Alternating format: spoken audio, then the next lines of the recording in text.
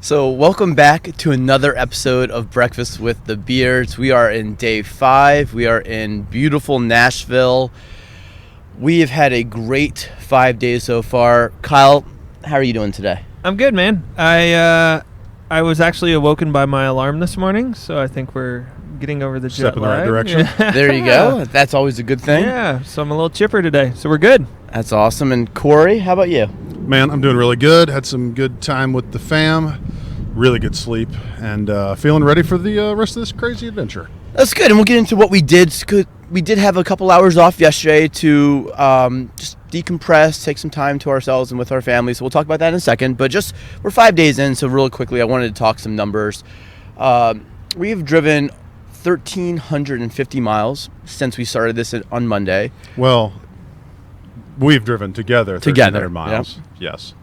And then I've driven, let's see, how many miles did we drive the 2 days beforehand to get from Birmingham? So to get to the starting point, we did 1,400 miles. So since Saturday, so less than a week, we've done 2,700 miles. Yep. And then on the weekend before that, to get this big, beautiful RV, thanks, Dad, I drove it about 725 miles from Oklahoma to Alabama. So that would put us at 3,400 miles behind the wheel. Well, now you're just bragging. Yeah, that's, humble brag over there. Flex.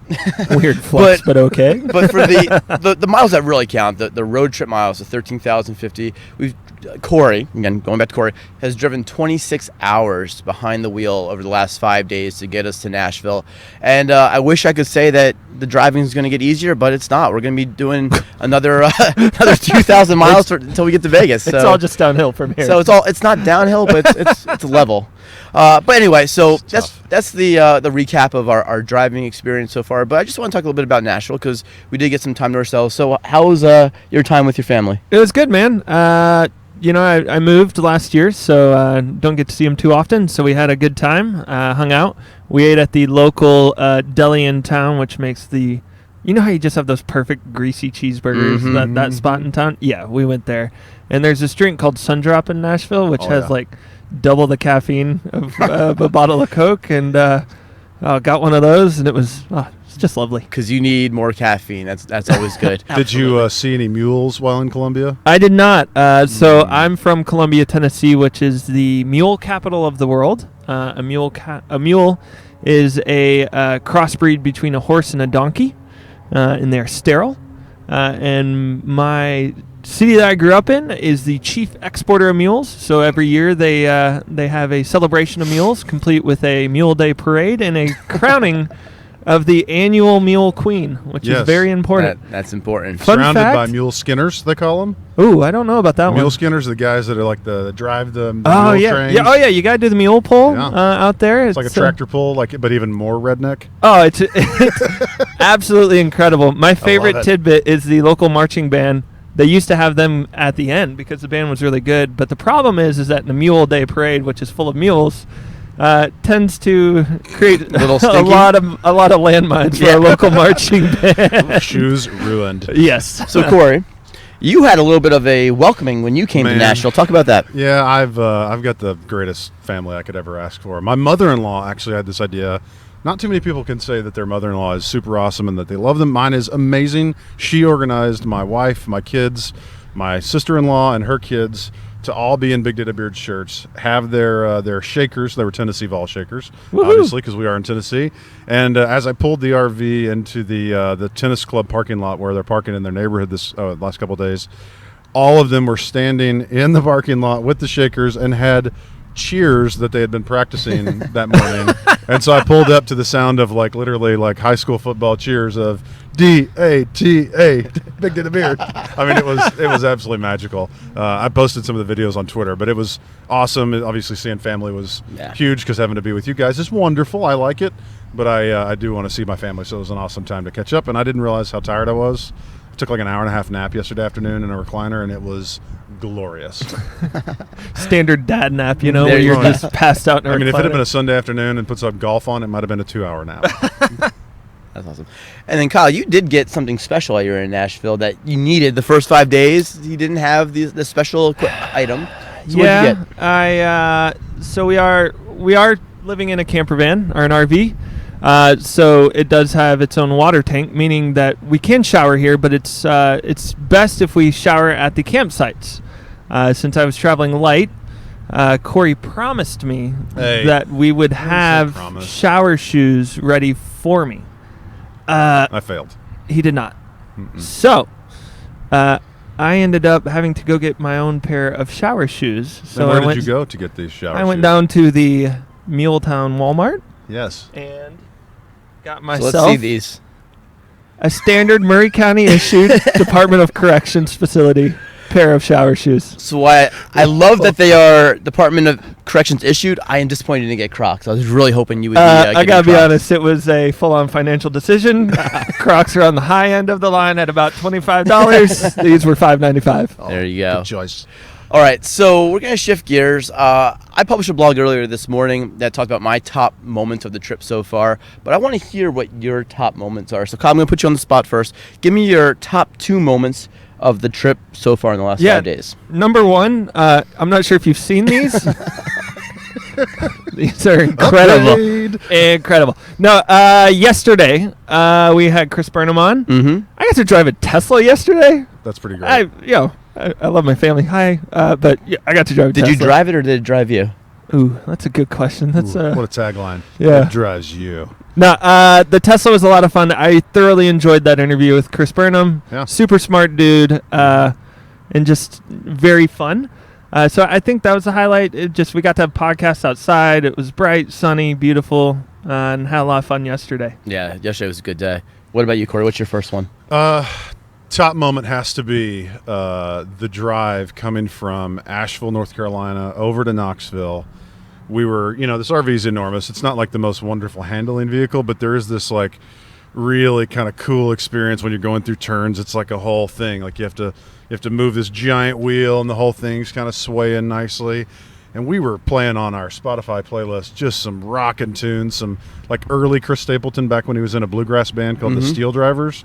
We had that going. There was the beautiful Appalachian Mountains. My family's from not too far from there. I had proposed to my wife like 25 miles from where we were on Mount LeConte. Like I was in the heart of East Tennessee, and I was in a happy place, listening to music, driving this big RV. I mean, I was just feeling it, bro. I cannot believe you hit those high notes. Yeah. You were hitting the high notes pretty nicely. Oh, these poor boys, they had to deal with me singing in the background. I thought it was loud enough in there they'd never hear me. Apparently, I was belting, using the pipes, if you will. We have some videos of it. Yeah, I was about to say, if you don't believe us, just wait till the afternoon. We may have to post a couple incriminating videos. That's fine. I'll see how we go there. That's fine. I was having a blast. It was top experience so far. Was just that cruising around in the mountains of East Tennessee. I mean, you were 6 hours into your 4th day of driving, so completely, or 3rd day of driving. Yeah. So You you gotta do whatever you can to get through it. It may have been dementia at that point. I don't know. All right, what's your second favorite? Second favorite, I would probably say scooting around this Dell parking lot has been kind of fun. So we're in the Dell Technologies office in Nashville, just beside the airport. And we all told you before that we have scooters because it's RV. It's not easy to get, out of a parking, when we camp at night. And so we've been scooting around this parking lot, and some of the looks that we've been getting, I totally get it. Like, people are like, what are these knuckleheads doing? Like, they've got an RV and scooters. But, when the wind blows in your beard, it's just delightful. Just have to see where it takes you, That's right. Yeah. The world's my oyster. All right, Kyle, what's your second favorite? Second. I know it sounds cheesy, but it's just really good to go home and hang out, lounge on the couch, and we got the animals there, and seeing them, and family. It was great. And you also got to visit your 2 cars. That's really nice. Yeah. So we didn't know we were exactly moving to Australia, so we bought a car, and we'd been saving up for the car, so we were able to pay for the car, and then 6 months later, hey, we're moving to Australia, and so we weren't going to sell it. My dad was fortunate enough, they live in the country, so they had a bit of storage space, so they stored the car for us. So yeah, I live in Australia, but I do own a car in America. I feel a little bit like Jason Bourne, but just kind of a less cool version, with like a suitcase full of passports and cash. I have a Chevy. That's awesome. All right, so Kyle, sticking with you, what's your favorite dashboard in our road trip to Conf app? Oh man, there's so many. You just did such a wonderful job doing that. I gotta be honest. I think the health kit one is a lot of fun. The health data. In particular, my favorite one has been the phone battery percentages. Just because Steve Walsman, thank you for the daily updates to charge my phone. You are the reason my phone battery has not died yet. So thank you, buddy. So using really Splunk, appreciate it. Steve Walsman's keeping an eye on you. Yeah, we have a factor. manual alert called Steve Walsman. That's awesome. So thanks, bud. I like how your heart rate's been at 0 for the last 3 days. I I was a am little worried last dead night. And when we were hitting the mountains, I think it jumped up to 120 just because Corey's going all big on it. No, that was the sound of the voice. The dulcet tones were getting to you. All right, Corey, what's yours? I like the Journey app. The dashboard around the Journey where it shows, the mileage and where we're going, the weather, and the fact that you can click into it and actually see where we're going to be, but you can also see things like the next podcast that we're going to be or show that we're doing. I think it's neat to show where you're able to show this marriage between machine generated data, but also schedules of web content, and the fact that you can put that all into a single pane of glass. To where when people ask us, oh, where are you guys going next? It's not go here or go. It's one place where you can see all the things that we're doing.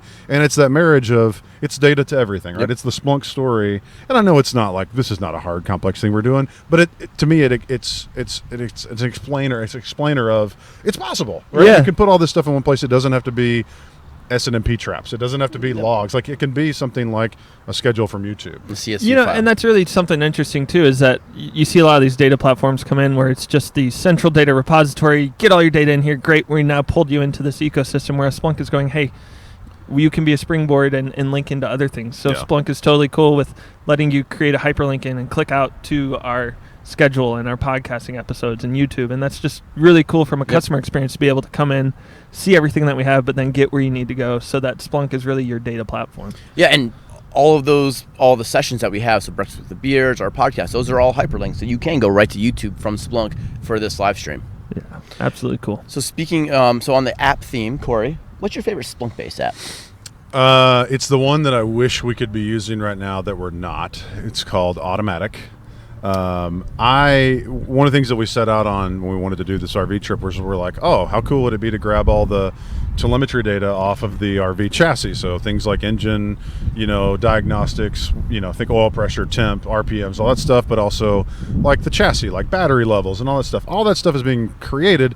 It's just being created in a protocol that we don't have the hardware to get out. And Automatic is an application built by a company called Automatic that they make this really nice little adapter that goes under your dash on a traditional car, like a normal car. Anything with OBD2 that's a normal car, you put it under the dash, you plug it in, it's got a 4G chip in it, it's got GPS, and it allows you to not only keep an eye on where your car is, but it allows you to do things like crash alerts, so that somebody can be notified if you get in an accident. But what's great is it streams all the data to Automatic's, service, and then they open up basically a REST API that you can call. And what Automatic did was they built this app and an add-on where you can literally give it the keys to that API, pull all the data, and you can Splunk your car. And the thing I like about it is they have a sense of humor.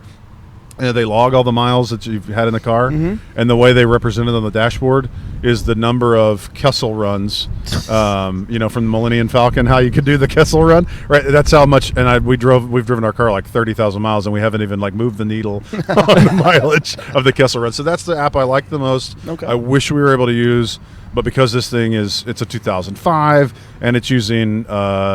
It's a Cummins proprietary protocol called J1939. Automatic doesn't support it. So, hey, Automatic folks, you just got a plug. Could you please add support for J1939 results? And I would be super pleased. By tomorrow. So that. Maybe next year when we do this again. What? We will. We just signed up. Maybe next year we'll be able to do it. Kyle, what about you? Favorite Splunk-based app? I'm going to say I really enjoy the Twitter app.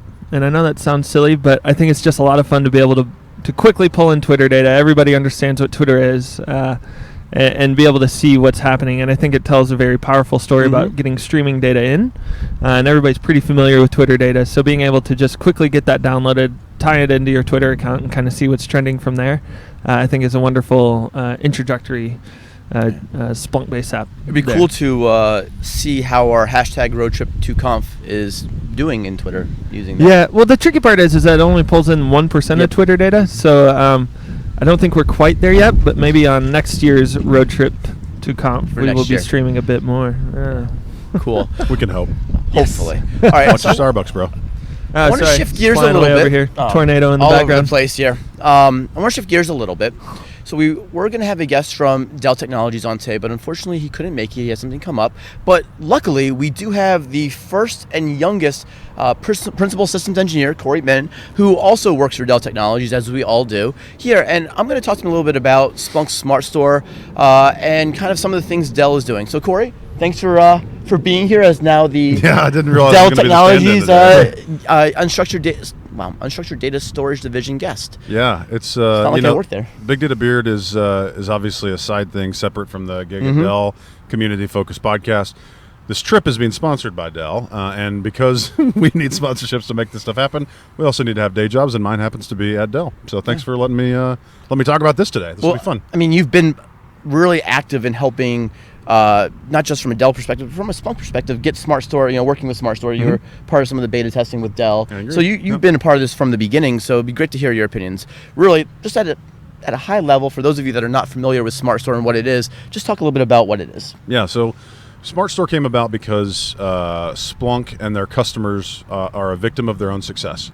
Splunk is being used in a wide variety of ways, from IT operations to security, to IoT, to more traditional business analytics, and as a platform like Splunk becomes ingrained in an organization's culture and it becomes critical to their business operations, it grows. Meaning people want to use it, people want to bring on new and additional data sources, and as those data sources grow, oftentimes they start using and pulling in data that has regulatory compliance rules around it. That means that people have to keep data for long periods of time for audit and regulation, right? So now we've got lots of data coming in, and it has to be stored for a long period of time for an application that is in many cases becoming, what Splunk is becoming, is a tier 1, tier 0 application and critical to the business. So one of the challenges is in the traditional Splunk architecture, there was some overhead and some frankly, just some infrastructure challenges on having large amounts of data stored for long periods of time, that they wanted to look at a new architecture that would allow them to leverage some new or I guess I should say more in vogue technologies today, like S3 storage, to simplify that keeping of data for long periods of time, and doing so that is a way that's efficient and that supports the way organizations are thinking about data tiering and data management policies today. So really SmartStore is based on the idea of how do I lower the cost of storing that long-term retention data, but doing so using a scalable, efficient storage platform. And there's a lot of S3 based storage platforms out there that meet that bill. Yeah. So this doesn't completely replace Splunk's traditional architecture of hot, warm, cold, frozen. It's a second option or optional architecture. When does it make sense to move to SmartStore or embrace that versus staying with that traditional architecture? Yeah, for sure. So, the first thing is that every technologist and all of us should always, when there's a big announcement, we should always understand the announcement, not just read the marketing documentation and get excited and think, oh, it's going to save the world, because marketing people are literally paid to help you understand why whatever new thing they have coming out is going to save you time, money, whatever problem it's going to solve. But there's caveats, right? And there's the reality check that we as technologists and engineers need to go through, which is like, hey, read the docs. And so, when they announced SmartStore, a lot of excitement, still a lot of excitement about it, but it's not always the right answer. And by that I mean, SmartStore does take a different approach to storing data for this long-term retention, and the way it does so can cause a difference in performance than what you experienced in a traditional architecture. I won't say it's better, I won't say it's worse, because like anything, it depends. But I think the time when it's right, if you read the Splunk documentation, is if you have 99 or 95+% of your searches are hitting data that has been ingested in the last 30 days if you're not doing enterprise security, or in the last 90 days if you're using enterprise security and the premium apps like ITSI. So if all of your searches are hitting data that's really in that recent time period, SmartStore might be a good option for you. And if you're, and it's also an interesting option if, let's say you're deploying in the cloud, right? If you're deploying in the cloud, having large-scale object stores is certainly more financially viable than large-scale like file system storage in the cloud. It's very different on premises, but yeah. So if you have a lot of searches that are in that really near term and almost no searches on that long term, but you're having to keep the data for regulatory reasons for a long time, then yeah, SmartStore might be interesting to you. But yeah, it depends. You just want to make sure you understand the implications of SmartStore and design the architecture appropriately. Yeah, so let's talk about that, designing the architecture. What are your considerations that you would recommend or have customers take into account? Yeah, so the first thing is like any new architecture, test it first and really do some assessment up front. The Splunk team has professional services engagements. Organizations like Dell can come in and help assess your Splunk search environment to decide if SmartStore is right. And what we're basically going to do is look and see, does your search profile fit that profile of, hey, all of the searches or the vast majority of the searches are hitting that recently ingested data, and if so, maybe it's a fit. So first is evaluate, second is test, and then it's understand the best practices. So one of the things that folks I don't think read or they understood early on was that most organizations I've talked with, they typically keep anywhere from 7 to 30 days of data in their hot and warm tier, regardless of which applications they're using, whether it's traditional Splunk Enterprise or if they're using Enterprise Security or ITSI. But in SmartStore, the best practice, which surprises people, is that you need to keep, if you're using Enterprise Security or ITSI, one of these apps that does data model acceleration, you need to keep 90 days of storage in your hot and cache tier provisioned, which that may actually be more storage, right? And that's the high performance storage. Things like they recommend at least all flash. Oftentimes they're going with, a lot of their teams we're hearing are saying NVMe storage, right? In a server or managed by an HCI platform. So it's very much going to spend more money on more high performance storage in your server. But if the vast majority of your storage requirement is really that long data, then that's where you leverage lower cost tiers of storage like object stores, whether deployed on-prem with something like Dell Technologies Elastic Cloud Storage Appliance, or if you're going in the cloud in something like the cloud object stores. So let's talk about what Dell's doing with their ECS product that you just mentioned. Yeah. What's their strategy around helping customers move to SmartStore? Yeah, so the Elastic Cloud Storage Appliance, we'll refer to as ECS, is really it's a platform designed to be an enterprise class object storage platform that allows you to globally distribute and protect data in large-scale object stores with basically infinite scale. That can be run both on-prem. It can also be run off-prem in a number of cloud providers as well. And basically what this object store does is, it basically distributes erasure coding around multiple global sites. And I always like to think, like, if people don't understand the difference between like a file system storage and an object store. So, Dell Technologies leads the way in kind of scale out file and scale out block, scale out object. Scale out file is their Isilon product, right? Massively scalable distributed file system. But think about parking your car. So a file system is kind of like going to a parking garage and parking your car. You take your car. This is the piece of data. You go to floor number 3 and you park it in spot number 55, right? So you have an address location of, hey, I know where to go get it. And that's kind of like your file system structure, right? I put it in this folder. That's the floor. It's in this directory underneath that subdirectory. That's the space, right? That's a file system. That's what Isilon does well. Object stores are more like valet, where they say, don't worry about where I'm going to park it. Simply give me your car, and I'm going to give you a ticket that basically says this is an object ID, and I'll worry about where that thing lives in the infrastructure. So that's what object stores do. So ECS is the object store. That's what SmartStore is designed to use, is an S3, which is an object protocol, compatible storage platform. And ECS is that platform from Dell Technologies, and Dell was involved very early on in the beta testing. So Dell Technologies has a strategic technical alliance relationship with Splunk, and that, as such, we get early access to things like betas of new architecture. And when they announced the SmartStore architecture at conf last year, the Dell ECS logo was right there on the main screen, and we've done a ton of testing and validation. We actually have some of Splunk's largest global customers right now going through betas and actually deploying as we speak. So we're very excited about it. You're going to hear about some of those, I think, at the conference.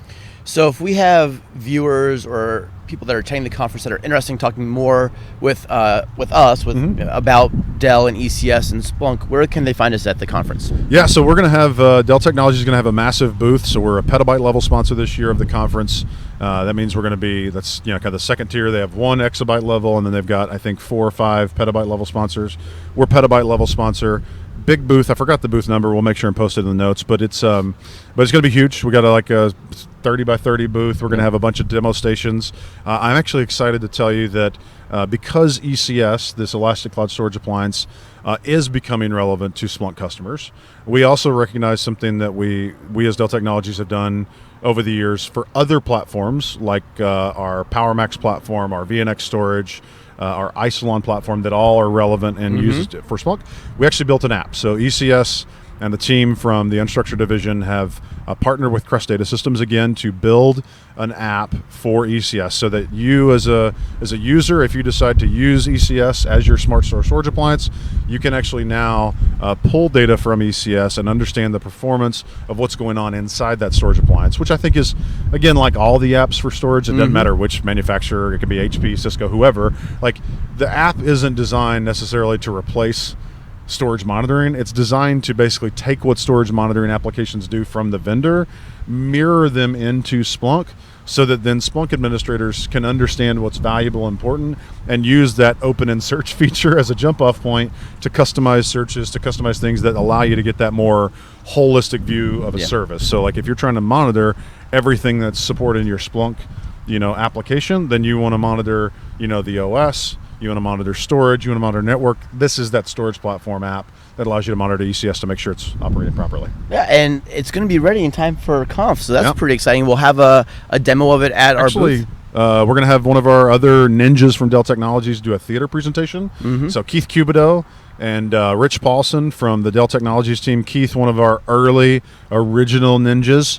The ninja of Keith Cubido, the legend, will be doing a theater presentation with Rich Paulson. Rich Paulson's a solutions architect, and he was actually the man behind the keyboard deploying ECS and doing all of our benchmark testing. So definitely look forward to that theater presentation. Stop by the Dell Technologies booth for the schedule, and we'll look forward to seeing everybody there at Conf. Yeah, I'm super excited to see that one. All right, last question. Yeah, what buddy. features would you like to see added to SmartStore?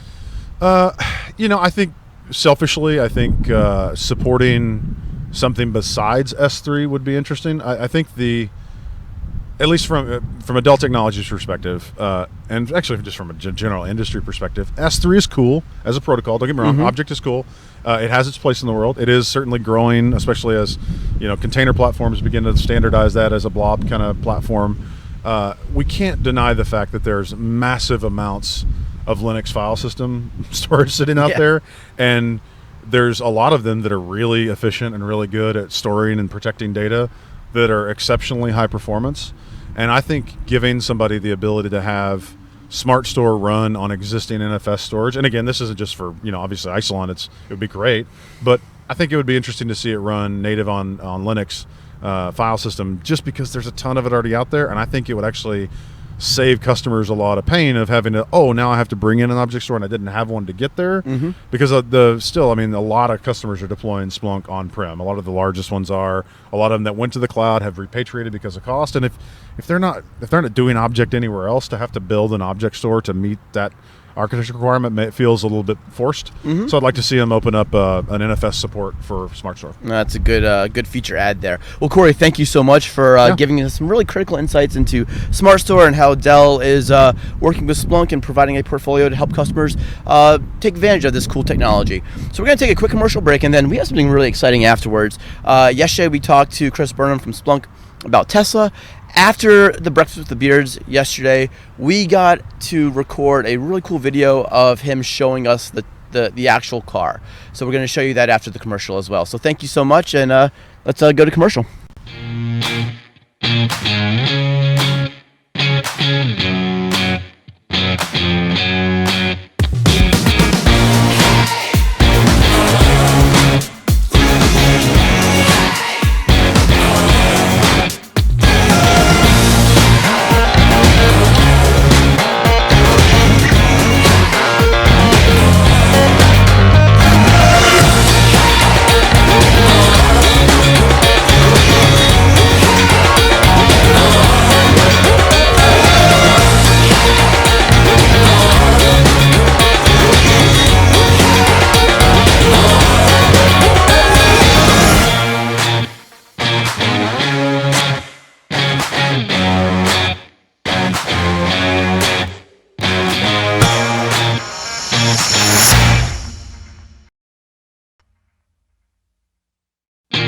The Easter eggs are really interesting.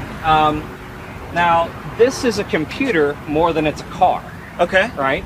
So everything about this, it's the battery management system, the computer's first, and it just so happens that it has wheels and it can get you around. Right. And it receives updates over the air, just like your phone does.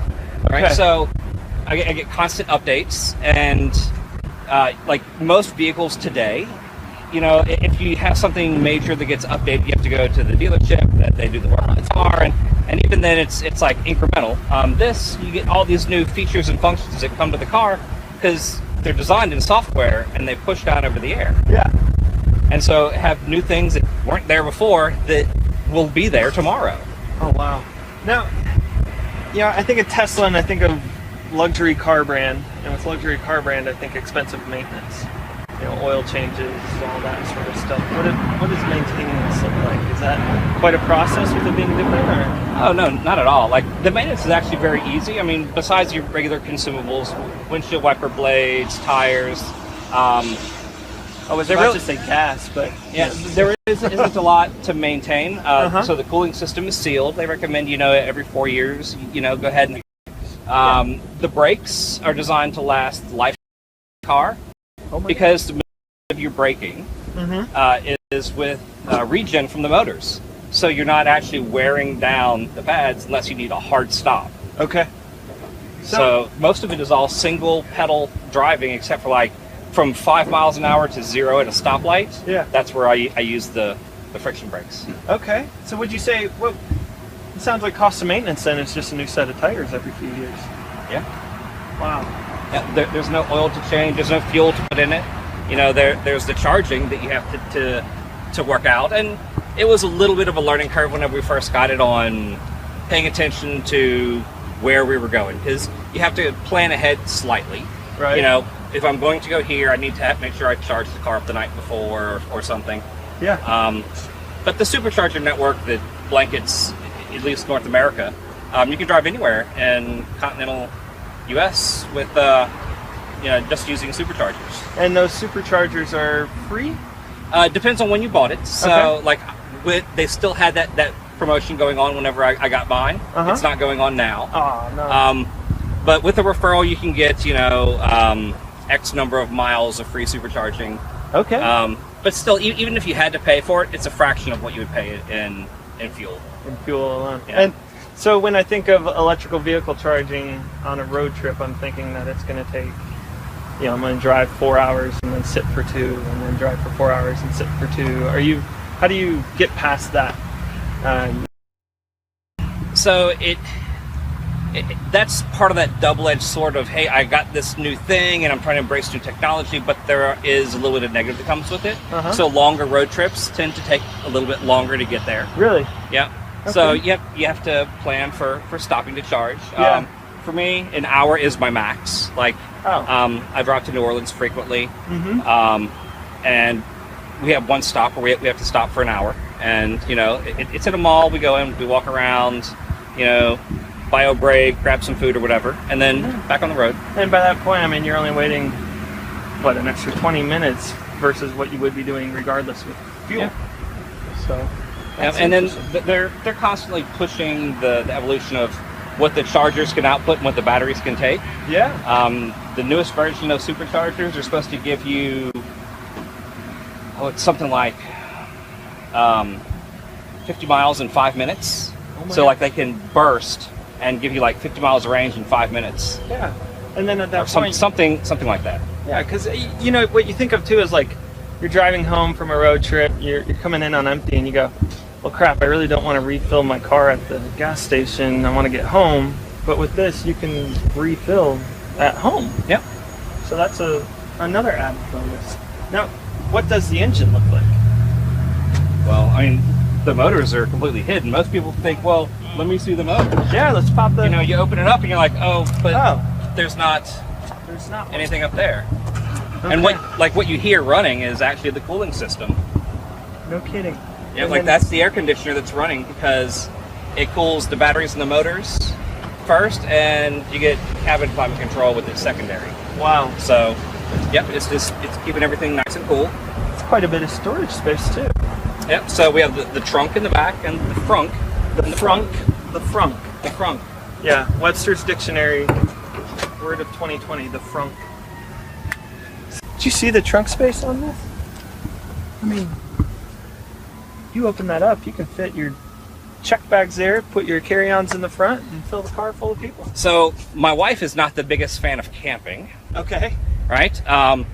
So when we go out camping, I can close the doors. I can lay these seats down. A twin-size inflatable mattress fits in the car. Now it's electric, and I can run the cabin climate control and keep it comfortable.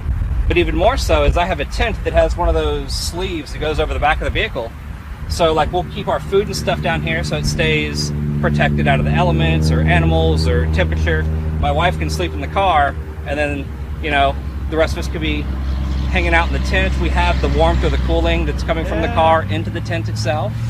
Because you're having to worry about exhaust. Exactly. Now, I hear a lot of people just coming out with, you know, predetermined or predisposition negative connotations against this. What's your favorite myth to debunk about Tesla? What's the one that you hear that you go, well, that's not entirely correct. This is how it actually works. Autopilot. Yeah? Yeah. Most people assume that autopilot is what Tesla refers to as full self-driving, and they're two completely different things. Okay. So think of autopilot like advanced cruise control. Okay. Right? In a lot of vehicles today, they have cruise control that's speed adaptive, so it'll speed up or slow down based on the traffic flows, and this does it as well. The only thing that autopilot gives you additionally is it gives you some lane control as well. Okay. Right? So from a basic driving aspect, you know, it keeps you between the lines. There's a function called Navigate on Autopilot. Okay. And so when I have navigation turned on and I know where I'm going, it'll handle interstate lane changes, traffic changes, on-ramps, off-ramps. You said lane changes and on-ramps and off-ramps there. Yep. You mean that's taking you from one lane to another safely? Yes. And then lane to on-ramp or off-ramp safely? Yep. Or in between interstate changes. Now, like on my way here, for example, there's some construction areas, so I didn't use it through there. Sure. But most typical like interstate changes, you know, from one to the other, it will navigate them just fine, you know, maintaining speed and safety. And the biggest thing about this car, I think that like if I had to give one thing about like what astounds me about it, it's just safety. Really? All right. Yep. Okay. So once you close all the doors up, this thing, it actually functions kind of like a Weeble. You know, a Weeble. Weeble wobble if they don't fall down? So, like, they've done some sled tests, and they slam these cars on the side, and it will roll past 90 degrees, and then still roll back onto the wheels. Because the way it's shaped in the battery, you know, is the primary weight, and it's such low center of gravity that the car wants to still fall back on its wheels. But even more so is with the cameras and the ultrasonic sensors that are in the car, it can detect unsafe conditions faster than the human can react. Really? One example of that was I was on the interstate, and a guy came, he cut a car off, and he came zooming through and was trying to shoot a gap, and he would have clipped the front of the car. I didn't see him coming because of how quickly he came up from behind me. Mm-hmm. The car reacted faster than I could see him, and the shoulder was clear, pulled me into the shoulder, slowed down, let the car by. So faster than I could have even seen it to react, it saved me from being in an accident. Wow. So then now you don't have to worry about a car wreck. No. Hopefully not. One feature I'd like to see out of that then is that they add in a horn honk as well and then griping at the driver. That would be pretty good. Now, I'm seeing a large screen inside. Could we get a view of what? So it's much more than just infotainment. I mean, this is like your whole command center within the car, right? So, I mean, if we look at it, you know, bare bones, well, I have a map, right? But I have all of my car controls that are here. So he's in. So I can close up all of my doors.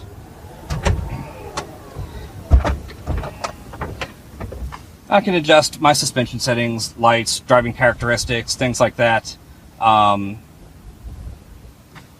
Software updates and, you know, when do I want them. All comes with it. So we have, calendar integration, which is great, so that like I can do things like breakfast with the Beards. I simply clicked on it and it navigated me here. Wow. So it's tying in with your Outlook then, or your my phone, your enterprise calendar. Yep. Wow. Now, web browser. The rear camera is really awesome because it gives you much more than just a view in the back. Like when you're backing up, a lot of vehicles have this wide angle camera. This one I can leave on all the time. Oh wow. Which also means that I don't have a blind spot in the car because I can still see vehicles on the edge of this camera and in my mirror at the same time. Oh my gosh. So it eliminates that blind spot in the car.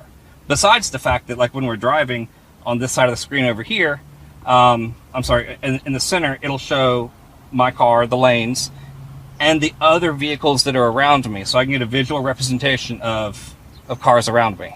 Okay. So do you feel like then that your driving has gotten safer because of this? Do you feel like you're a safer driver now? Do you feel safer because of this, or is it a? I think that they're nice to haves, right? Yeah. Like they add to it, but driving habits and patterns are going to be there, like based on how you learn to drive, and they're great safety features to enhance basic safety and driving security. But again, like I mentioned earlier, with the the accident avoidance when I was on the interstate, like that was huge. Yeah. Like that was a big deal. Wow. Now I'm taking a look at this windshield. It's absolutely monstrous. It is. It goes behind your head. All right, that's got to be the biggest windshield I've ever seen. I think it's the biggest windshield on the market. Wow. Well, that's just another selling point. And you would think that, well, it's got to get so hot and the sun's got to be so overbearing. Yeah. And it really isn't. Like above this line right here, there's like a special tint on it. And when the sun is up here, yes, it's there, but it's not like overpowering. And if it is, I've got my little visors that I can pull up and use to block the sun, anywhere from in front of me to above me. Oh, wow. Now, back down to the screen, I saw something about an arcade in some games. We do, yep. A toy box, maybe? Yep, so Toy Box is going to have more than just the arcade. All right, so this has other silly things that are in it. So like, let's start the car here. I'll put on my seatbelt so it stops dinging. So, I'm going to put mine on as well. Is that? You ready?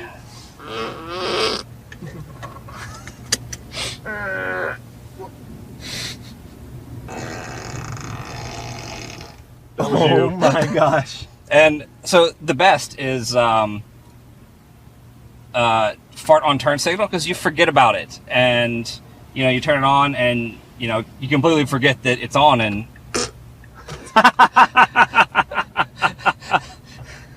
okay, we're just gonna buy one of these cars. That's just necessary now.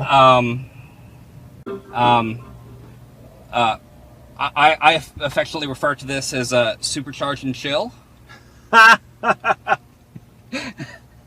So, Will you be here for this? oddly enough, it's gonna put a natural looking fire on the screen here. You're gonna hear it. Oh wow. You can start to feel a little bit of heat coming out of the vents. It's gonna give you the and in your butt, like you feel it getting warm. Yeah, there's a little bit of a seat warmer down here happening. And normally the romance station will turn on. Oh my gosh. Well, and you're, oh, there we go. Well, this is just all kinds of fun now. I gotta turn that off. My butt's getting too hot. Yeah, it's getting a little toasty here in the Tennessee heat. Supercharged and Chill. Now, what I love about this is that, typically when you buy a car, you're locked into how it those is that enhanced- day. Yeah, like we own a vehicle right now, and they just sent me a thing to update the maps for $150. And it's like, well, I don't need that. But with this, you seem to be getting continuous development. It is. How often are you getting releases then? Normally it's every other month. at Wow. least. Wow. And then it's 0. So the Easter eggs are really interesting. Now, this is a computer more than it's a car, Okay. right? So everything about... All right, we're back. Had a tiny technical difficulty there. I apologize. My fault. Missed the grand finale. I did. I know. It's here. Let me tell you what you missed. You missed that the Tesla has a mode that is a fireplace mode, and Chris Burnham calls it Supercharged and Chill. And when you turn on the fireplace, it legitimately, there's a fireplace on that gigantic screen you were just watching comes on. It turns on the romantic radio. Warm air from the fire comes out of the vents. Your seats heat up. So Supercharged and Chill was really the big ender there. So apologize that you missed that. That would have been a... That's not the best one, though. I think it was Whoopee cushion intentional. was the best. Oh, you like the whoopee cushion the best? Yeah. I think we'd almost gotten there, but it literally gives you the ability to make, you know, what do you call it, methane excretion noises at different points of the car, so you can blame people for based on the seat, and you can turn it on with the blinker, so that every time you turn the blinker on, it does it, and just surprises Crazy you with what some laughter. Tesla's thinking about. And Well, what and they're it's doing. a software playground, Yep. right? You can very quickly iterate and have some fun. Yeah. Well, thank you so much for joining us today. Just because it's Friday and tomorrow's the weekend doesn't mean we're going to stop recording and having these live streams. We're still going to have our Breakfast with the Beards every morning at 9 a.m. Central Time. Tomorrow we'll be having it in Memphis. And Corey, who are we having it with? Yeah, so I have an old friend named Keith Tomes, and it's not because he's old, it's because we go way back. And Keith has been working at one of the world's largest hotel chains on helping them create smart hotel rooms. So leveraging IoT technology to improve the guest experience at one of the world's largest hotel chains. And he's going to come in and talk to us. He's a legit hands-on guy. So I remember this guy used to work at Dell Technologies as a sales guy, and the guy went out and got like these deep certifications in machine learning, data science, and IoT. And he was having so much fun that he's like, I don't want to sell stuff anymore. I want to go do this thing. And so he went to work for this hotel chain and actually got hands-on, like dealing with protocol challenges, engineering devices that would go in the hotel. And we're going to hear all about kind of some of the roadmap, or the road to success, and what he did, and kind of the ways it was so important to be hands-on and tinker. And so hopefully everybody enjoys that. They get a feel for that's what we do. Like, we like to tinker, and you should too. And Keith's going to talk to us about it. Keith, also secret story, he's a rock star, and we're going to talk about life as a rock star. So grab some breakfast tomorrow. Join us 9 a.m. Central Time. We'll see you then. Live from Graceland.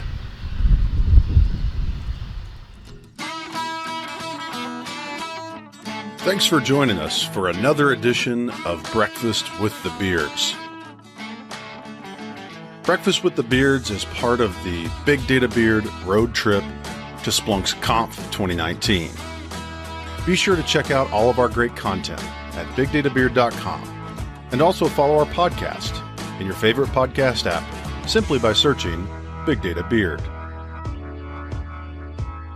This amazing adventure would not be possible without our incredible sponsors. We thank you, Dell Technologies, VMware, Red River Technologies, Arrow Electronics, and Converging Data for making the road trip to Splunk.conf 2019 possible. We'll see you down the road.